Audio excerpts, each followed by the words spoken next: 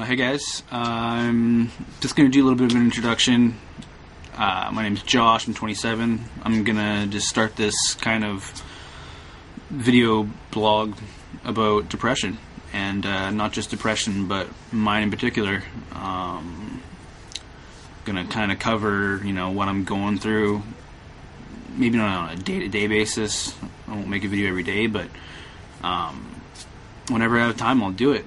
I'm just going to take you through what I'm taking, how I'm feeling on these, when they started working, how they're working, how everything to do with taking medication, and how I've learned to not just bottle things up,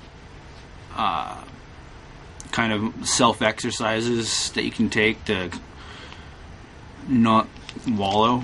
You know what I mean? Don't have a self-loathing moment like I usually do.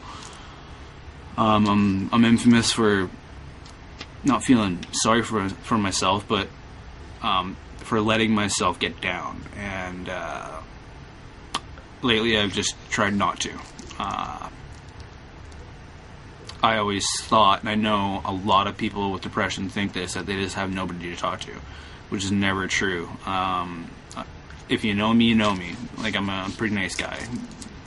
I love my family and I love my friends. If anyone was in trouble, I would be there totally for them. And if you don't know me, like I said, hello, I'm Josh. Sometimes unbiased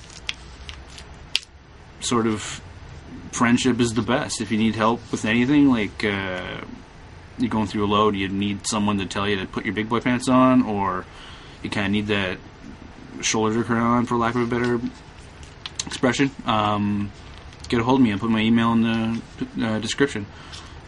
And there's always people to talk to. I know people that don't understand, which is what has happened to me a lot. People just haven't understood because I didn't. I've just recently got help and I'm finally getting through this shit. Finally. But people that don't understand you and what you're going through, whatever depression you're going through, whether it's just social anxiety or whatever, if they don't understand, they will tell you it'll get better, keep your head up. All you gotta do is pick yourself up and just go, go, go. You know what I mean? And sometimes it's really the last thing we want to hear. In my situations, in the for the last 20 years, I've been depressed for 20 years on and off, right? Things have always gotten better, and then they've always gotten worse than they did before. I'm having a shitty day here. I don't think I'm gonna make it. I'm just I hate life. I hate this. I'm not gonna do this anymore. I hit a friggin' low, big time, and people tell me, like I said, get through it, keep your head up, blah, blah, blah. The shit I just didn't feel like hearing. At the time, I wanted to hear, poor you. Here, let me wipe your ass for you, change your diapers. I wanted that. I wanted someone to help take care of me because I didn't really know how to take care of myself. And I found out that I would wait it out and it would get better. My smile would come back.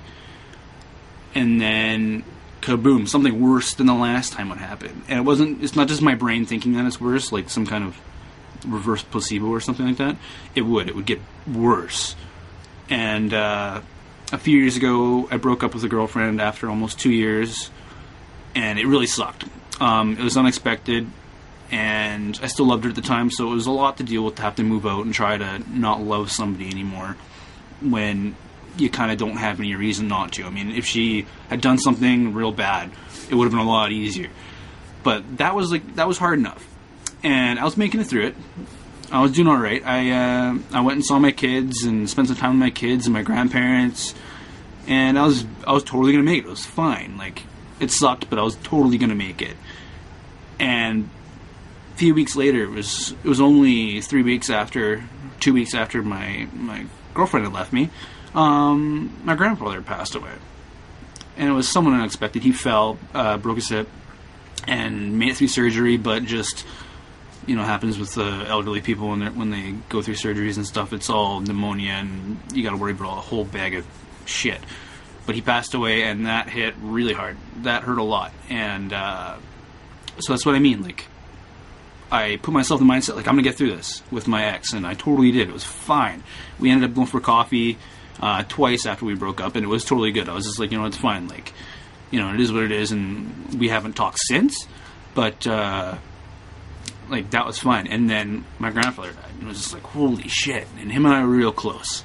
And that's what I'm talking about. It's just, you know, keep your head up. People, I don't want to hear it, even now, keep my head up. Like, I know what I need to do. It's just, until very recently, in the past few weeks, I did not know how to do it. I didn't know how to do it properly. You can't just take these, or whatever pills you got, and be happy. You need to surround yourself with positive people that can help you. I'm not going to tell you to, like, love yourself and all that stuff. You've seen Care Bears enough when we were kids. But just surround yourself with people that genuinely give a shit. And if you got haters in your life, then you need to get rid of them. Not get rid of them, but acknowledge that they're going to be that negative force in your life, and just distance yourself from that until you know how to handle it properly. I don't really know what else to kind of ramble on about, but what have I going to touch base on? But yeah, anyway, just, there's always someone to talk to. I have never called, like, a service like Chimo or something like that, or, you know, Kids Helpline or whatever. I always felt embarrassed, even though they're complete strangers and I didn't have to give my name or anything. I felt really embarrassed. But, you know, don't be.